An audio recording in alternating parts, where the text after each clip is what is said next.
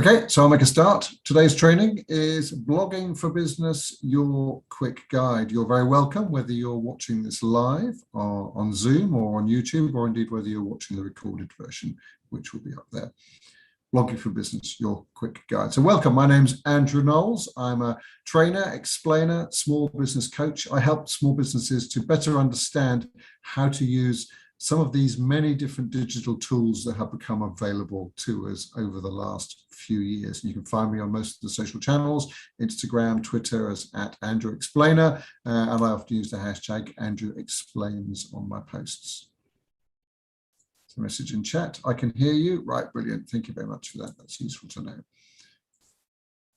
Why do I run sessions like this? Why do I run free online training? I've been training for 25 years, more than 25 years. Initially, I was training big businesses and using various software tools. The last 12 years or so, I've focused very much on copywriting. I went freelance to copywriting about 12 years ago. Again, explaining things to businesses, explaining things to people, and also got very quickly into using social media, got quickly into the tools that were available and started training business owners in how to use those tools. So I've been training business owners in how to use these things for the last 12 years or so, things like blogging, things like Twitter, things like using Instagram and the like. And why do I do it for free? Well, I know that a lot of very small businesses work to a tight budget, and I know that it can be confusing. There is a wealth of information out there, but it can be confusing to know which is the right way to go. So I'm giving my perspective. I'm not saying that I'm right in everything I say necessarily in terms of what would work for you. This is based upon my experience, my 12 years plus experience of using a lot of these digital tools and working with a lot of businesses of a lot of different sizes. And I want to give some of this stuff away for free. I do have paid for options as well, but right now what you're part of is one of my free training sessions. Today we're talking about blogging. And what is a blog? This session is designed as an introduction to blogging. Many small business owners have heard about blogging. Many businesses have had a go at blogging. Some businesses do blogging really well. A lot of others have dabbled. Others, maybe we should blog. Why should we blog? These are all questions that come up. So what is a blog? And really, I want to start that question by coming at it from a different angle, which is why blog? Why should you as a business blog? Why should the business or organization that you're part of, why should you bother with blogging in the first place? I mean, blogging was hot and fashionable 10, 12, 15 years ago. Isn't it a bit old hat now? Isn't it all about Instagram and stories and TikTok? Well, no. I mean, yes, those things have a place, but blogging is still very, very important. And here's why. Why should you blog? Firstly, blogging brings long-term results. So it's worth bearing in mind, blogging is not a quick win solution. It brings long-term results. So if you're planning to be running your business for some time to come, then blogging is a strategy you should seriously consider, and for some of the other reasons that I'm about to mention.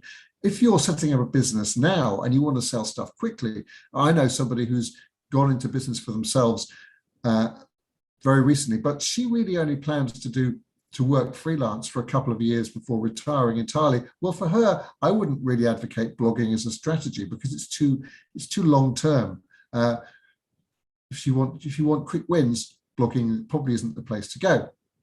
On the other hand, I mean, if you love writing, then blogging is great.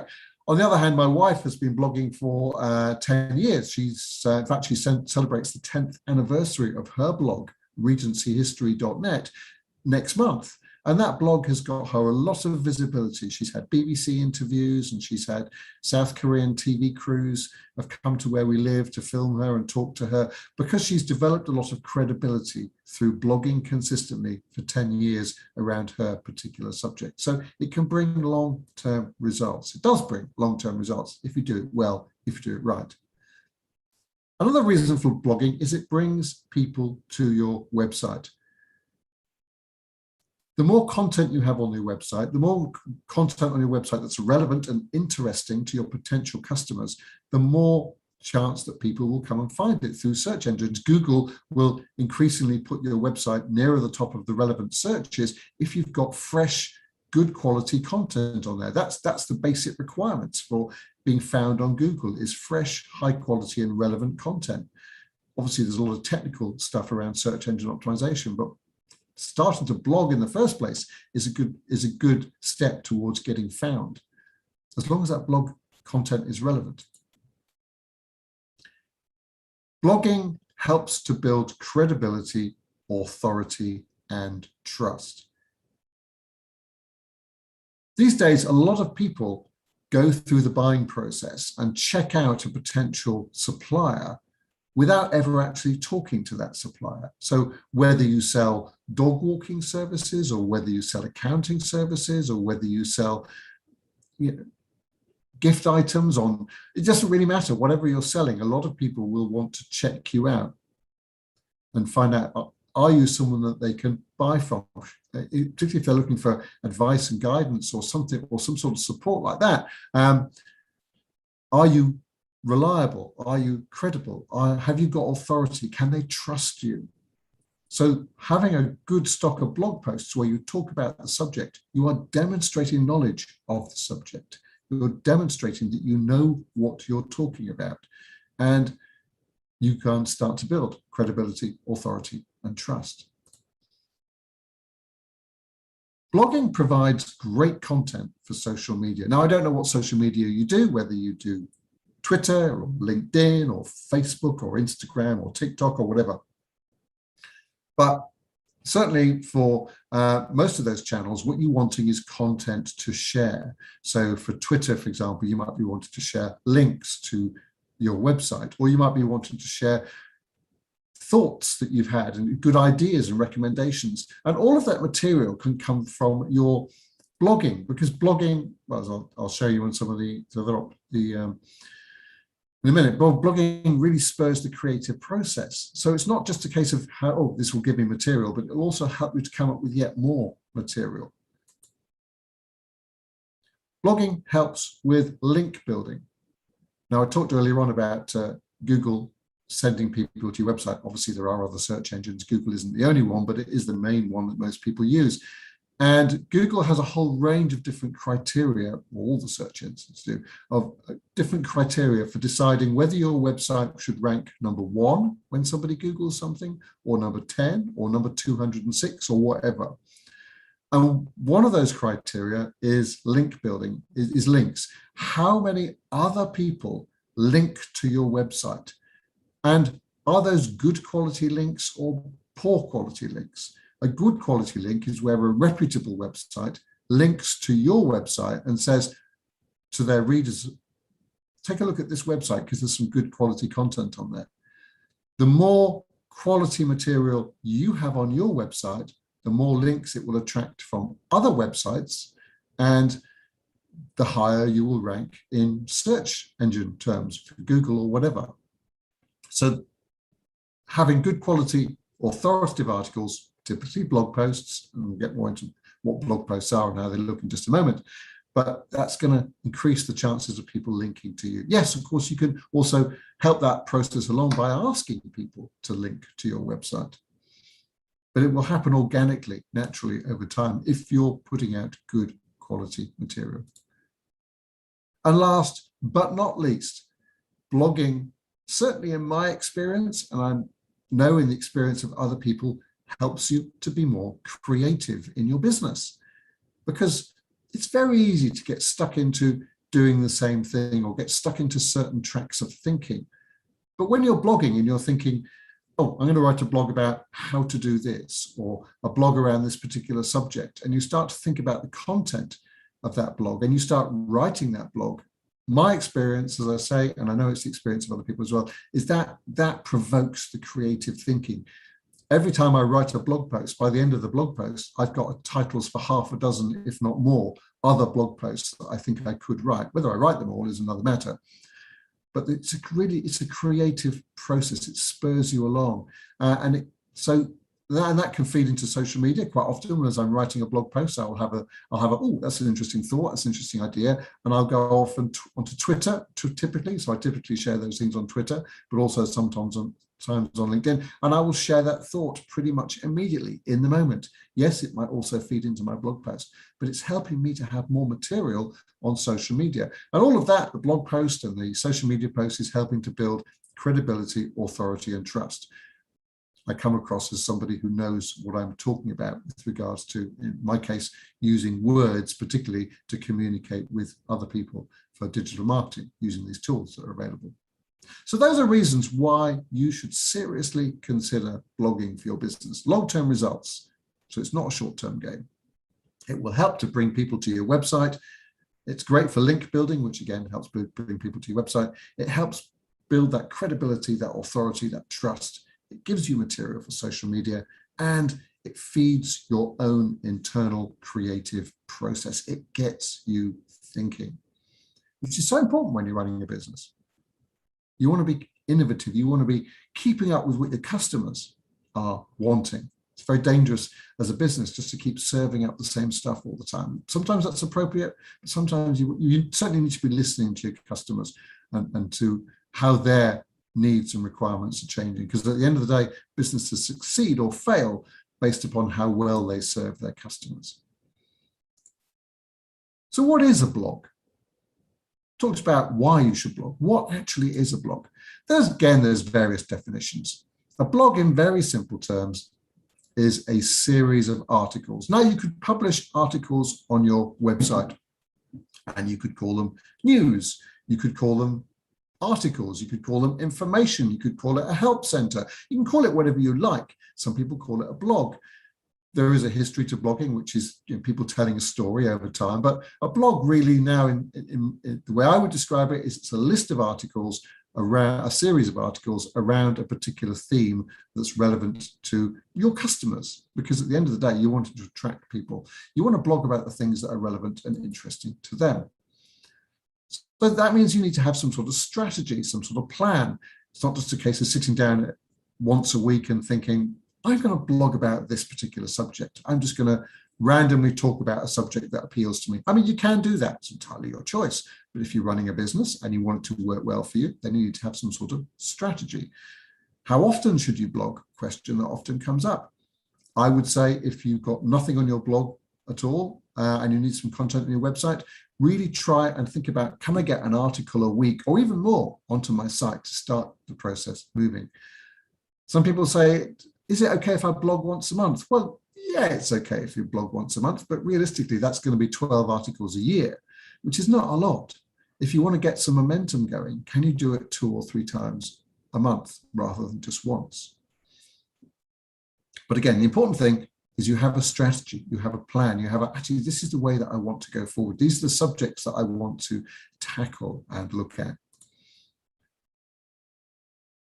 A blog is hosted on your website, on your business website. Again, question sometimes people ask is, well, I've got a business website, but is it okay if I host a blog on WordPress somewhere else or something? And I would say that's not a good idea, because remember, one of the purposes of the blog is to bring people to your website. Well, if your blog is hosted somewhere else, then it's not doing that task. It's not actually delivering people to your website. It's delivering them to your blog site, but not the full website. Now, if you are selling on, let's say, Etsy, and you don't have a website of your own, then obviously you can't blog on Etsy, as far as I'm aware. So you'd need to have a blog on a separate site, but you could make sure that you're regularly pointing people from that site to your Etsy or wherever it is site. But platforms such as Shopify, you can blog on Shopify, and there are plenty of other tools. In fact, towards the end, I'll talk about some of the places where you could do your blogging. But fundamentally, your blogging should be taking place on your website and not somewhere else. I'm now going to talk through just a number of top business blogs and just draw out some points from these blogs as we go through. There are plenty of great blogs out there. There's maybe blogs that you follow. Certainly when I'm Googling around particular subjects, and I'm Googling a lot in the world of small business marketing and digital marketing, then there are certain sites that come up on a regular basis in my search because they have invested in blogging. And over time, I read their material on a regular basis. That starts to build the authority and the trust, because if I see an article coming through from, let's say, Social Media Examiner, one of the sites that I'll mention in a moment, then typically I can trust that, because I've learned over the years that they only put out good quality content. And their blogs aren't full of third-party ads, which can be frustrating.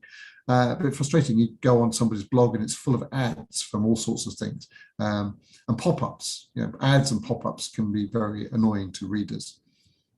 Bear in mind, a lot of people will be reading your blog on their mobile phone, so it's something worth checking is how well does your blog look on a mobile device, on a mobile phone. Mobile friendliness is very important these days.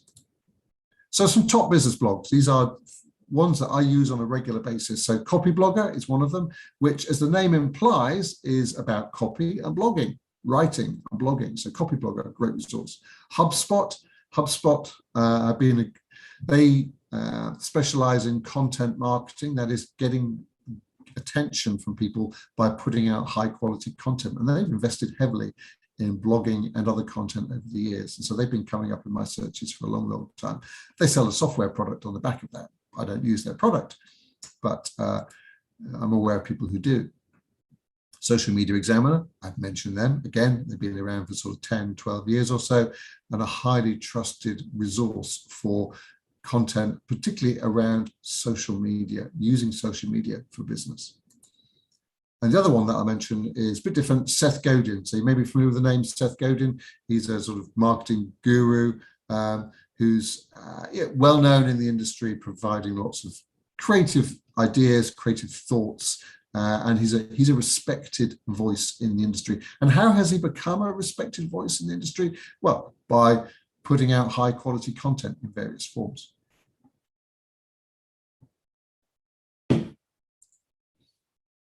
So let's go through examples of those 4 different sites now. So the first one I said was Copyblogger. And what we're looking at here on the screen is an article published by Copyblogger earlier on this year. And we're looking at the top of the page. So this is the headline. Do you make these 11 common grammar mistakes when you write? And then there's an image which reflects the sort of theme of the story. There's a quote there, breakout quote, to know the rules in order to break them. And then there's the text going on below that. So just some points really about structuring a blog post based upon this particular article. So the first thing is you need to be using headlines that get people's attention. Now, there's a whole separate stream to writing headlines, which involves using keywords, the words that are important and used in search engine terms. So people are typing in to Google. And so we'll cover some of that in just a moment. But some headlines, you want to write them so that they grab people's attention. Yes, they've got relevant keywords in there. So maybe somebody's writing about common grammar mistakes. Maybe someone's setting out on a writing career and thinking, oh, I want to avoid common grammar mistakes, and they'll Google it. This article might well come up. But likewise, Copyblogger might share this on their Twitter feed or on their Facebook or on their Instagram, and they'll share the headline to the article and a link to the article. And do you make these 11 common mistakes? And immediately it grabs your attention, because if you're a writer in any shape or form, it's like questioning yourself. Oh, do I make these 11 common grammar mistakes? What are the mistakes they're talking about? Have I been making mistakes that I shouldn't be making? Is it going to damage what I do? So it's immediately provoking a thought. You want to write headlines that are not spammy. There are some really spammy headlines, and you click on the headline and then the content of the article has nothing to do with the headline, really. I've had plenty of examples of those over the years. You want to write a headline that gets people's attention, makes them think, questions them, connects them with them where they are. When I saw a headline, someone proposed a headline of a blog I'm involved with and someone proposed a headline the other day, which is 3 useful things to know about, blah, blah, blah. 3 useful things. It's not an attention grabber, is it? It's not going to, can I take or leave 3 useful things? Absolutely, I can take or leave them. I will leave them, thank you very much. 11 common grammar mistakes? I'm in writing, I should check this out. So I'll go and read the article. So headlines, really, really important. And a strong image as well at the top of the blog. It's good to have a strong image that's relevant, that connects. emotionally with the reader. And this image does that. There's something, there's a guy there with his head in his hands thinking, oh, am I getting this right? Have I done that wrong, or whatever? So emotion, connect with people emotionally if you can. There's a whole art to that, which we haven't got time to go into. So 11 common grammar mistakes. So that's an example. And think about it from your industry. Think about it from what line of business you're in. Think about the sort of headlines that might work for your potential customers. Would they be there saying, let's stick with the dog walking. But I'm not a dog owner, by the way. I don't get terribly excited by dogs, but dog walking. I know people who run dog walking businesses and dog grooming businesses and things. Mistakes to make as a dog owner. Are you making these mistakes as a dog owner? Are you feeding your dog correctly? Are you exercise mistakes, training mistakes? There's a whole load of stuff you can prod people there. And are you getting it right? And just guiding people. And that, again, helps to build authority and trust. And that applies across all different sort of industries. You're not trying to tell people that they're getting it wrong. You're just helping them to think through stuff. So that's an example from Copy Blogger. Now let's do a different example. This is a blog post from Social Media Examiner, who I mentioned earlier on. Good source for information about social media. They publish one article every single day from a variety of different authors, lots of different authors writing, not just one person. And they publish a lot of how-to type articles. So this is an example of a how-to article. So Copy Blogger was prodding people to think about stuff. This is a how-to article, and particularly it's how to turn on LinkedIn creator mode. In fact, this isn't the headline from the top of the article. We're looking at the body of the article here. So that's the subheading. And it's important when you're thinking about laying out your article or your blog, have lots of subheadings, use lots of bullet points, break it up. Yes, some people will read your blog post from start to finish, and they will read every word. But the reality is most people won't. Most people, when they come to your blog post, will skim it. They will skim it because it's caught their attention and they're curious to know what you have to say. Or they'll skim it because they're looking for a particular fact. Let's say in a how-to article, they're looking for particular guidance on how do I perform this particular action. So they will skim the article until they find the piece that's really relevant to them, and then they'll read it in detail. The search engines will read your article word for word, and that feeds into search and that informs them. So that's why you need to write good quality in-depth articles. And what's the average length of a blog post these days, or what's the recommended length, should I say? The recommended length, when I started writing a lot of blog posts 10 years ago, 12 years ago, in fact, the recommended sort of guidance on blog post length was maybe 300-400 words, something like that. What I'm hearing right now is 1,000 words plus. It's not because the length in itself is anything special, except that length implies you know what you're talking about. If you're writing a long article, it helps the search engine to think there was some credibility to this. This isn't just skimming the surface. And there are, of course, always exceptions to this. And if you don't need 1,000 or a 2,000 or a 3,000 word article, don't write one. But if it's appropriate, do write one. And bear in mind, people will skim. So you write an article of, let's say, 1,500 words. Most people won't read it in detail, but they'll skim through and they'll pick out the key points that are relevant to them, and then they'll move on. Also use images. So these how-to articles on Social Media Examiner are using a lot of how-to articles, a lot of screenshots. And how-to articles themselves are really useful. People are forever Googling, how do I do this? How can I use that? How do I achieve this end result?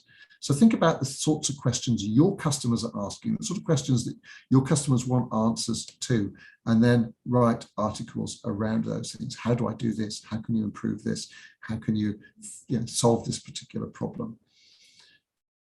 So how-to articles, really powerful as blog posts.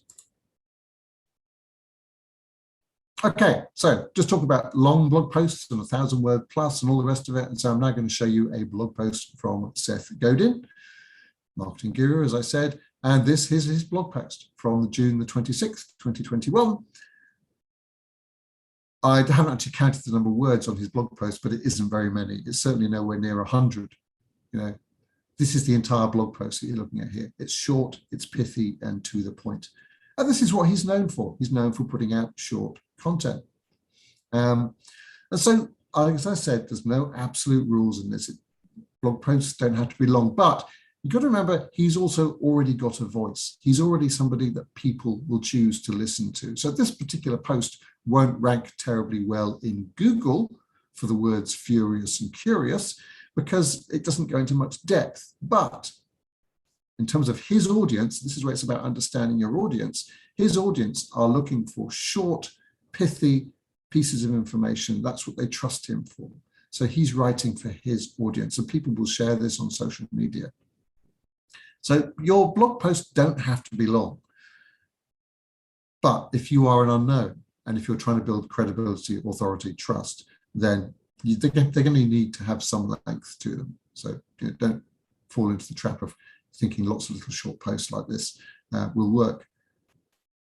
Now, having said that, again, there are always exceptions to every rule. So maybe that short, pithy posts do work for you. Maybe you've got a way with words. Maybe you're able to connect with your audience in a way that works for you. And if so, brilliant.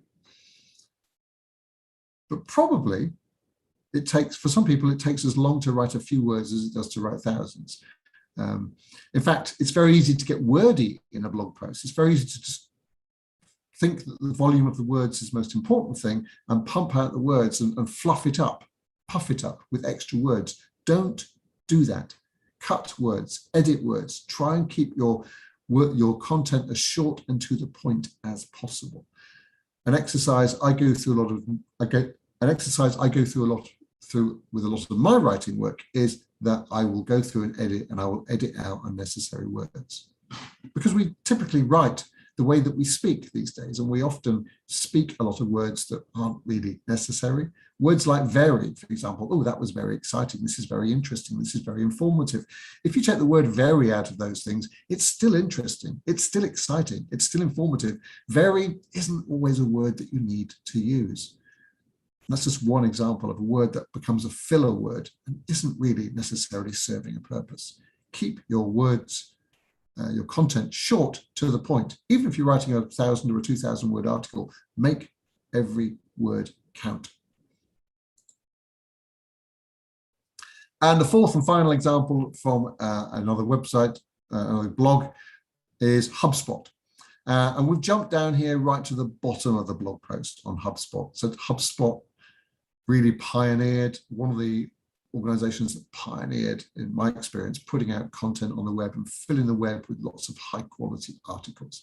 And what they have at the end of every one of their posts is a clear call to action, a chance for you to do something.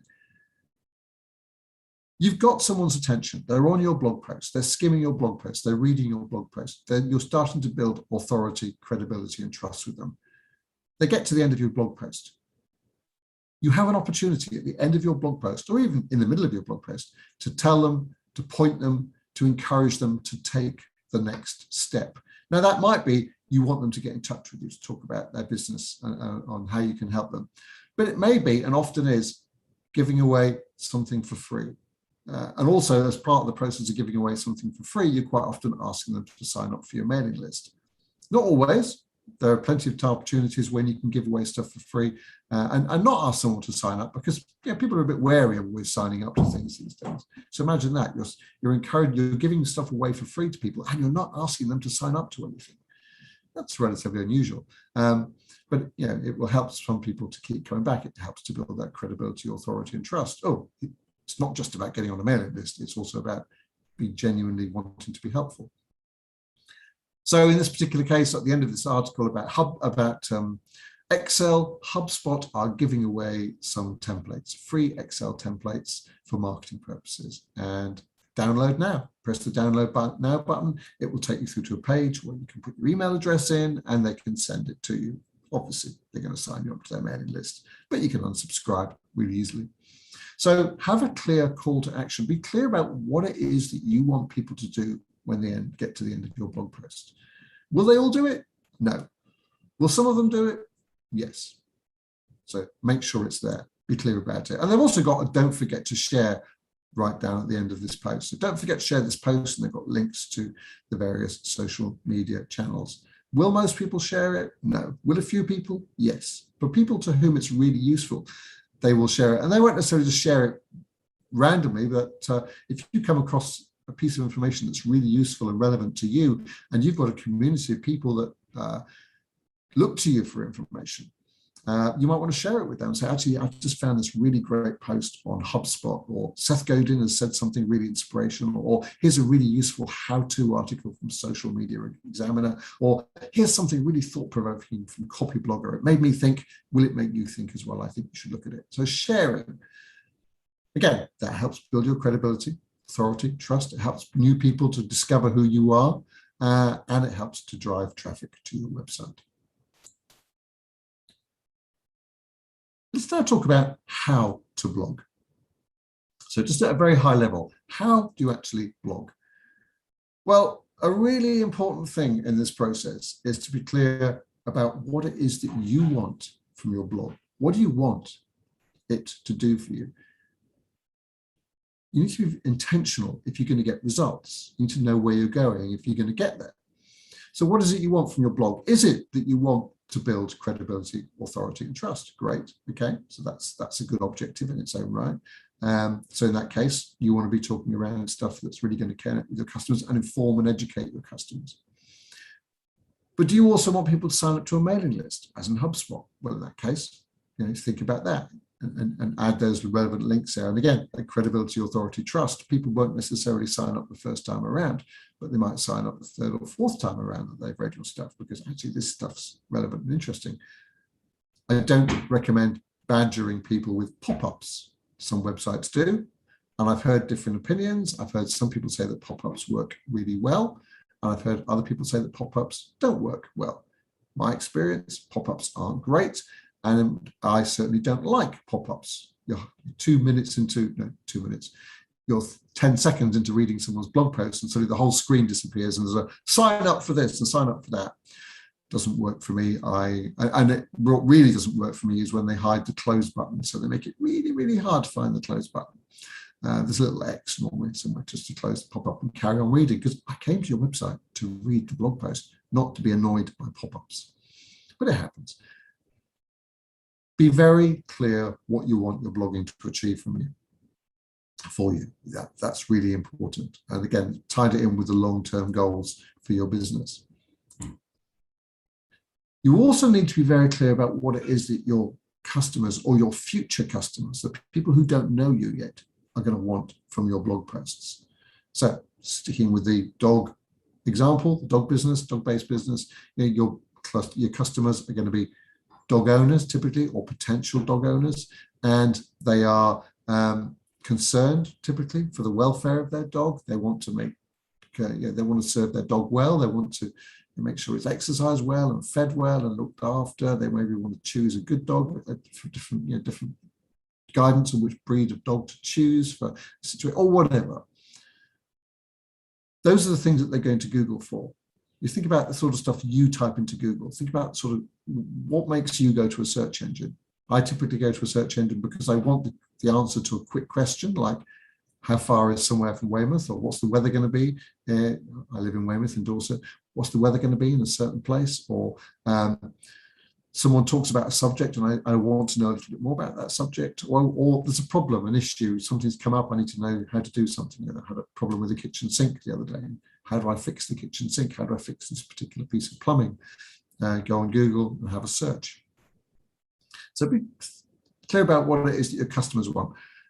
I've written loads of blog posts over the years, mainly for other people. I've written a good few for myself, and I'll confess I haven't been good at keeping the same blogs on the same websites. I've recently launched a new website, and I'm blogging on that. But one of the business sites I had a particular blog post that performed really, really well. It was getting loads and loads of traffic. But actually, it was quite a technical article about a particular feature on social media. And I realized that actually my target audience, the people I wanted to attract, weren't the sort of people who were likely to read this article, because my target audience had a relatively low level of knowledge about social media and stuff. Probably this article was only going to be of interest to people who are really quite technical and geeky. So yeah, I wasn't appealing to my target audience. So I made a mistake there, to be honest. So it's important to understand what it is that your customers actually want to know, the sort of people you want to attract. And have a plan. Have a clear plan for where you want to go. Ideally, when you're blogging, you should never sit there at your computer and looking at a blank screen thinking, what shall I blog about today? Really, what you want to be doing is saying, what's the next blog post on my plan? What's the next thing that I want to be writing about? As I said, when you're writing a blog post, when I'm writing a blog post, it sparks ideas for other related blog posts. And Google likes it when you link your various posts or pages on your website together, internal links from one page of your website to another page of your website. Google likes those. So it's good to think about, actually, I'm going to blog about a particular subject, and I'm not just going to put one post about that subject. I'm going to put several posts about that subject. Now, I might mix them in with other posts.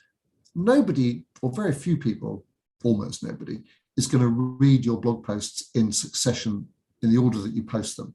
People will read your blog posts based upon the subject matter, which is why it's good to have a tagging system or something like that on your blog, so that you can say to people, if you're interested in this, then you'll also be interested in this. So, for example, you're writing a blog post about using Excel, Microsoft Excel, for example, and you've got some other blog posts that you wrote a few months back or even years back, also about Excel. You might want to just put links in your blog post or at the bottom or something like that of the post that says, if you're interested in this, if you found this article about Excel useful, here are some other articles about Excel you'll find useful. So try and think about clumping your subject matter together so that you've got several posts around a particular subject. Again, it helps to build credibility, authority, and trust, demonstrating that you know what you're talking about.